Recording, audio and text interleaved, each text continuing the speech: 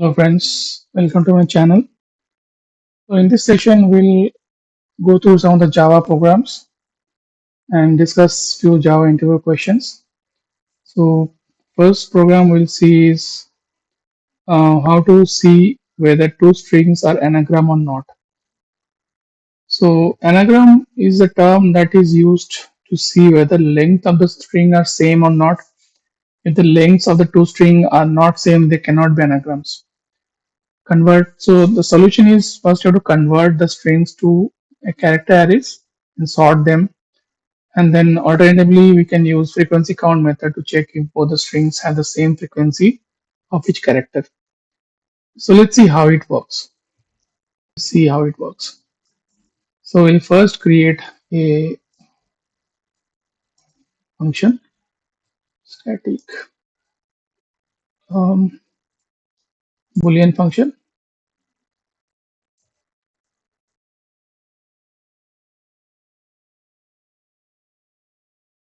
anagram, and then we'll pass two strings, string str1 and string str2, because we have to compare both the strings, so we'll pass two strings. Next we'll do is we'll write the string str1 is equal to str1 dot, we'll make sure there is no white space, so we'll use replace all methods, then we'll make sure there is no white space, and we'll convert the string into lowercase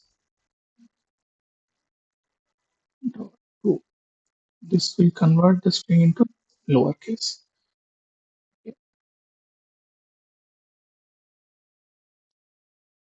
Same thing we'll do str2 is equal to str2, replace all,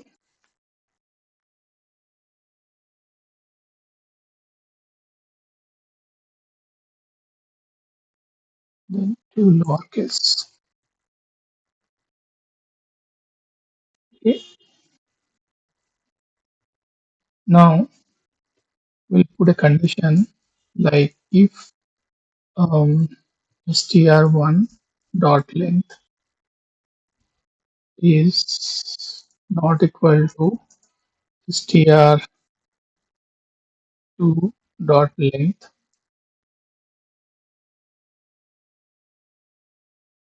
then we'll return false, because our primary objective is to make sure strings are equal. If they're not equal, the boolean will return false.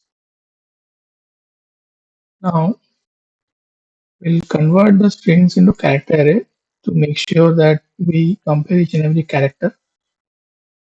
So we'll make sure they're converted to character array. Array 1 is equal to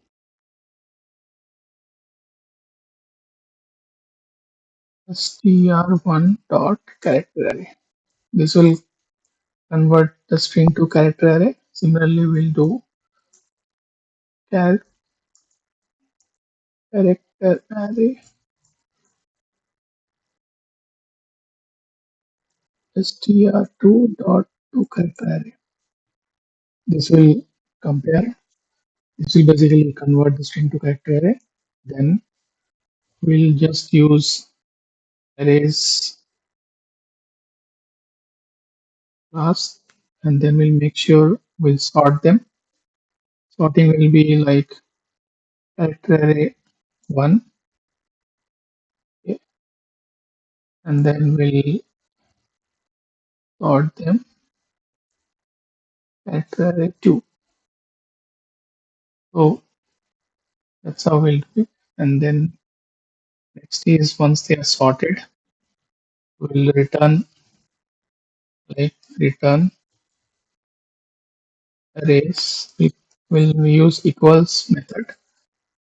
So character array 1 dot character array 2. So we are making sure it returns um, the two character arrays.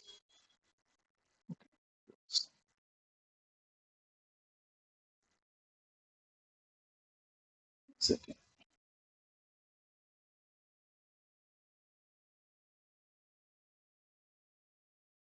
Okay. Now we'll write the main method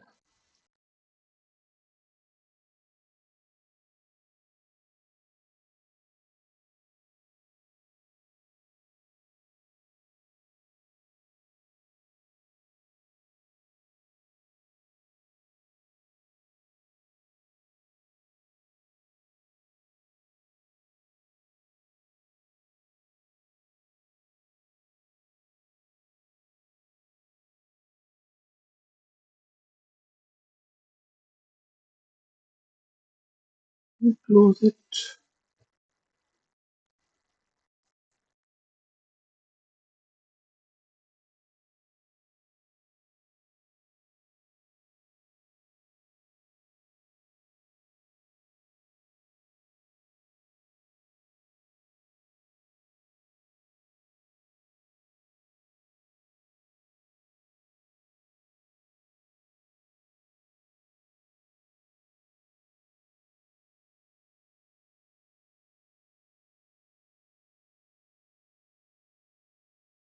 here. We need to make sure that we include the white spaces also.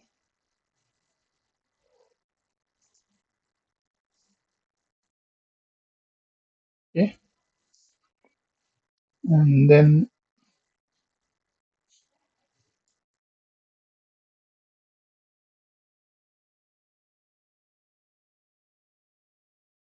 okay, so this is done. So now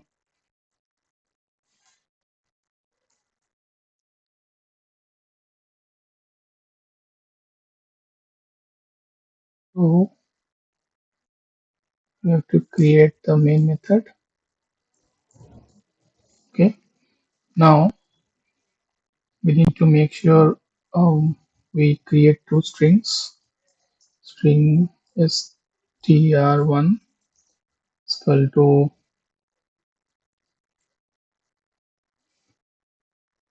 hello, and then string str2 is equal to world. So just anything you can make. Now we want to make sure we'll call this array anagrams method, sorry, functions to execute this program.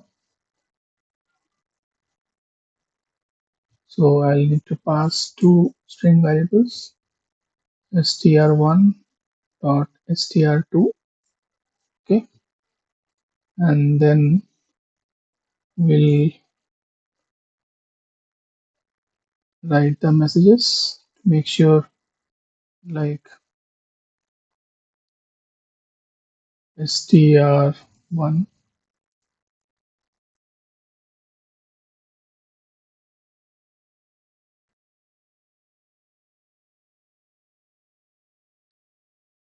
and str2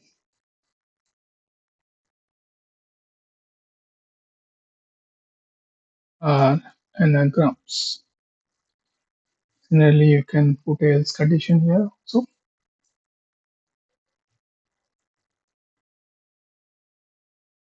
okay, so let's execute this program. So here we need to close this if condition. Okay, public static database. So we are good now. So code is going to compile now. So you can see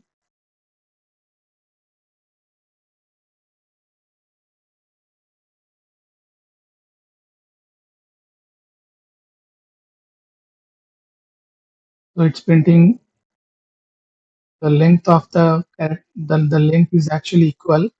So it is 6 character, okay, 5 characters, and also this is 5 characters. So it will tell that hello and world are anagrams.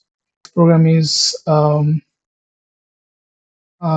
frequency, like for each element in a string array. So in this session, we'll basically utilize hashmap initialization. So we'll basically try to identify the count frequency of each element in a string or an array using hashmap. So we'll create a map object, and then we'll try to convert the string to a character array and then iterate through it. And then we'll also try to make sure that for array also, we can iterate through an integer array and print each element and its frequency. So let's go through the code. So we'll remove this code which you have typed earlier. Okay. So now we'll basically first try with the string. So string str is equal to, we'll just type one string, okay, and then we'll create a hash map object, then character, and it will always return in the key value pairs. So we'll try to make sure that we'll give two parameters here, two arguments. One is character and integer. And then we just say frequency map is equal to new hash map. Okay. Now we'll loop through the string variable.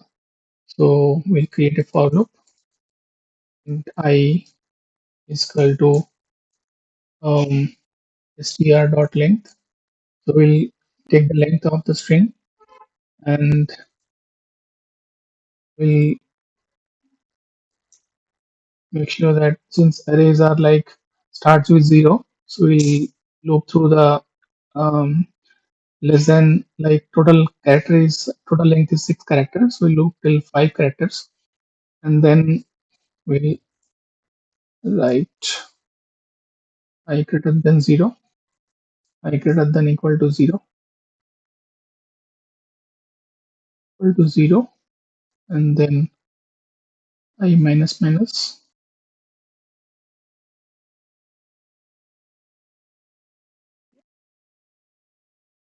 and then,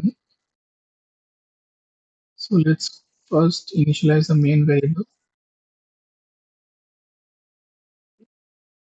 Now we'll just say a condition: if my frequency map um, like contains key. Okay. So we're expecting that every key should be present in the map. So G and then O, G, A, E, these are all 6 characters. I'm expecting like each of these characters should be present in the frequency map object. So I'll iterate with each of the characters. Okay. And then I'll make sure that to take the count of the um, frequency map, the count of that means each of these characters dot get str dot character at I. Okay.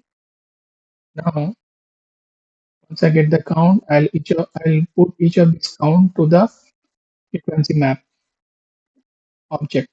So frequency map dot put, and then I'll say um, str dot character at I, and then I'll take the count of each and every character, so I'll make sure I'll put count. Okay, so that's the if condition. But first it has to find whether G, O, O, every characters actually exist. There should be at least one character count. So it will, otherwise it will not enter this if condition. Okay. So it will basically out of this come to this else condition, and then it will say at least one count should be present for every characters. Then only it will come to this if condition. Because at first it will not found the go to this if condition because it will not be able to identify whether there is at least one count is present. So it will come to this, and then if there is one count which at least one count is present, then it will come to this if condition. Okay. Now once it identifies, um, it will come out of the for loop, and then I have to print it. So then map dot entry. Okay. So as I mentioned, map prints key value pairs, right? So I have to give the key and the value. So character and integer. Okay. And then I'm making sure I create an entry object. Okay. To print the value, and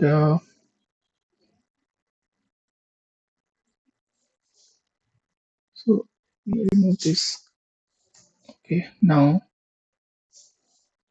I'll take this frequency map object dot, and I will use this entry set. So entry set will give the unique counts of every character. Okay. Now I'll just say system out dot println, and then I'll say element, element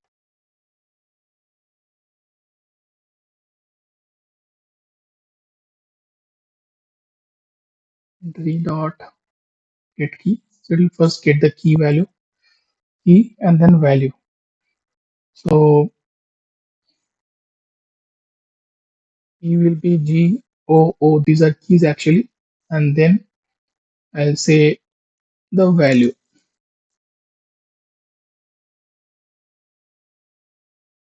entry get value. So now if I try to run this program, let's see what it does. So you can see, friends, it is printing the count of each and every characters. So G will be two times. There are two G's here. O will be two times. Okay, E will be one time, and L should be one time. So that's how you basically get.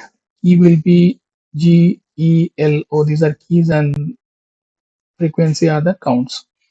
So if I write frequency here, it will print the frequency counts. Okay, you got the result. Now it will be the same program for arrays also. We just need to change the argument. So if I just mention int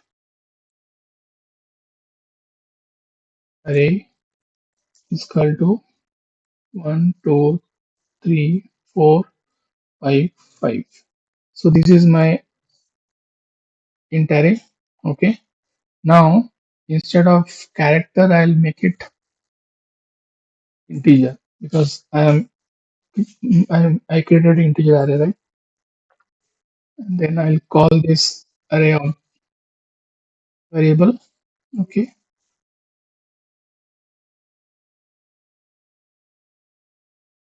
And then I'll call it everywhere. Replace the str with array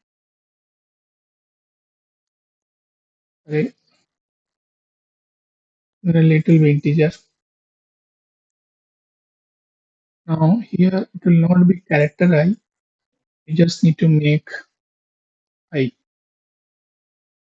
That's how it will be.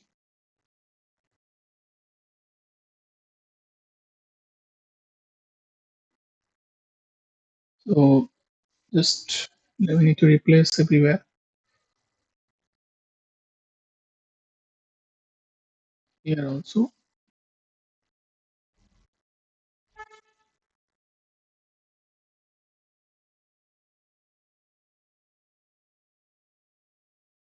Done, guys. So that's how, if you run this program, you will see how many times the occurrence of array integers. So you can see here. So 5 is occurred 2 times here. Rest all the elements in the integer array are occurring only 1 times. That's how you basically create the basically fetch the occurrence of a character using Hashmap for both string and arrays. So let's go back to our slide. So now a couple of interview questions, friends. So this is one of the commonly asked interview questions. Explain the difference between final, finalize, and finally. Final is a keyword used to declare constant, prevent inheritance, and prevent method overloading. It can be applied to classes, methods, and variables. Final variables, a variable declared with the final keyword cannot be changed when initialized. This makes a this makes it a constant. Finalize the finalize method is a protected method of the object class and is called by the garbage collector before an object is destroyed. It is intended to give an object a chance to clean up resources before it is removed from memory. However, the use of finalize is generally discouraged because it is unpredictable and can lead to performance issues. Finally, the finally block is used in conjunction with try and catch block to execute a block of code regardless of whether an execution is thrown or not. This is typically used for cleanup activities such as closing files, releasing, resourcing, or cleaning up after the execution of code. So finally block is always gets printed. Okay, after you give a try and catch, it will always be at the end of the program and it will always get printed. Even if the code is failing, even if code is throwing an exception, still the final block will get printed. Okay.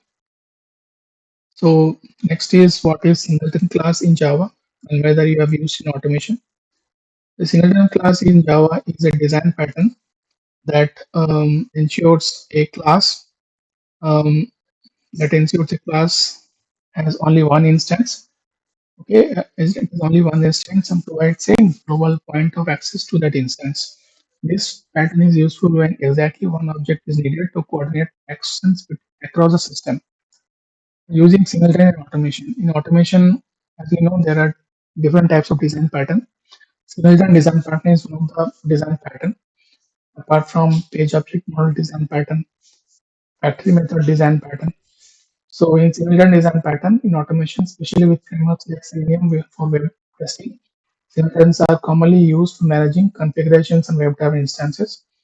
Now here are some practical uses. Driver management, ensuring that only one instance of WebDriver is active during a test run to avoid conflicts and to manage resources efficiently. Configuration management, loading and providing access to configuration settings like URLs, timeouts, credentials from a single source. Okay, so in a nutshell, singleton class is basically used in creating only one instance of WebDriver. Okay, this is for automation, and whenever it will check that if WebDriver is not existing, it will create one instance of WebDriver every time. Okay, so we'll try to see the code for singleton pattern. So we'll go to a new class.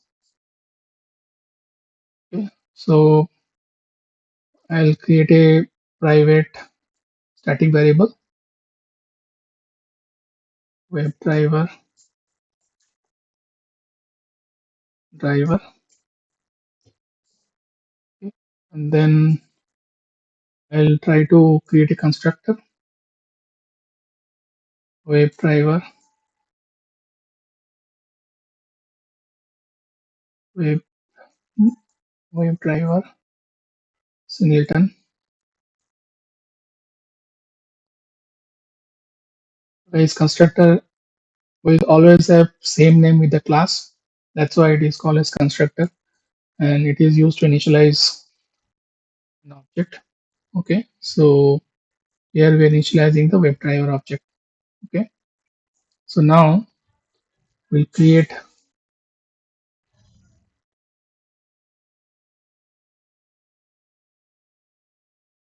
we'll create a WebDriver method.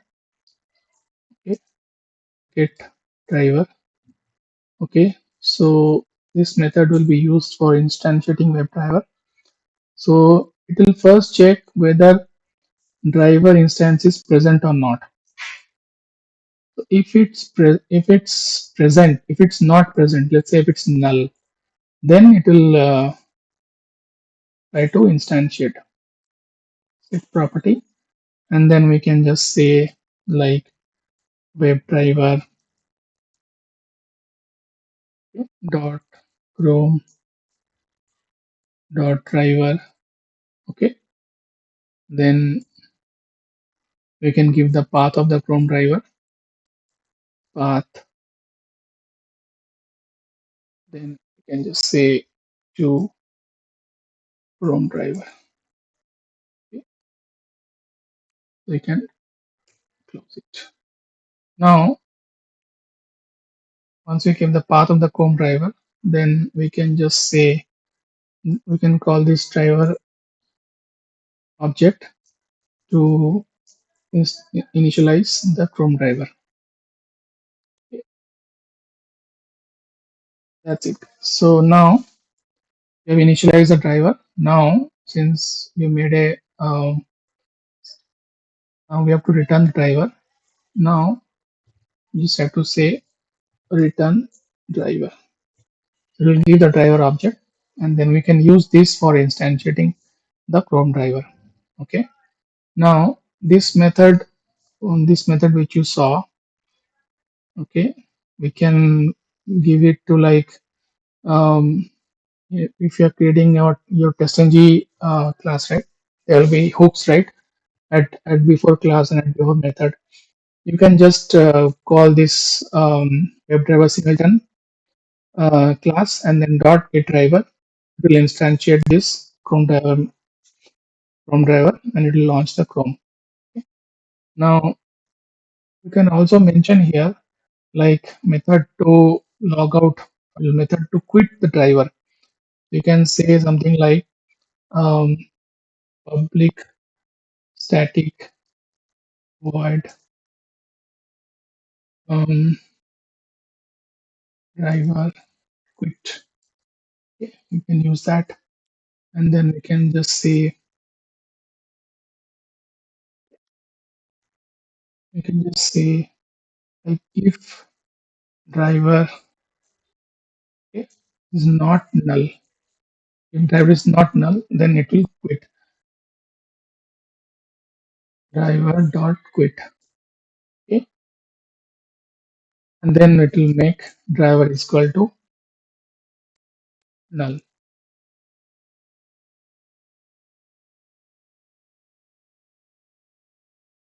The reason why I'm doing this, unless the driver object is null or the driver quits after your execution closes, you will never get driver is equal to null next time when you execute. So you have to close the driver every time you're finishing your execution. Okay, so that this block executes, and the condition is your driver should be null. Okay, so that's how you basically create singleton class. Okay, for WebDriver automation WebDriver. So let's move to the next slide. So next slide is this is very uncommon questions. Sometimes you might get this question: Java Lambda expressions. What is Java Lambda expressions? So Java Lambda expressions are a feature introduced in Java 8 that provide a clear and concise way to represent instances for single method interfaces using an expression. Lambda expressions are essentially a shorthand for creating anonymous inner classes with just one method. They enable you to write more compact and readable code, especially when you use the functional interfaces like enable, callable, comparator, and custom functional interface. Benefits of Lambda expressions: conciseness. Lambda expressions allow for more concise code, removing boilerplate associated with anonymous init classes. Readability: code using Lambda expressions can be easier to read and understand, especially for operations on collections and streams. Easy to use, they make it easier to work with APIs that expected function interface. So basic benefits is if you use Lambda expressions, you will see your code will be less and very concise, and it will be easy to read. So that's all for this session, friends. Hope you liked all the demos. Please feel free to like the session if you like my videos and subscribe to my channel. Thank you very much.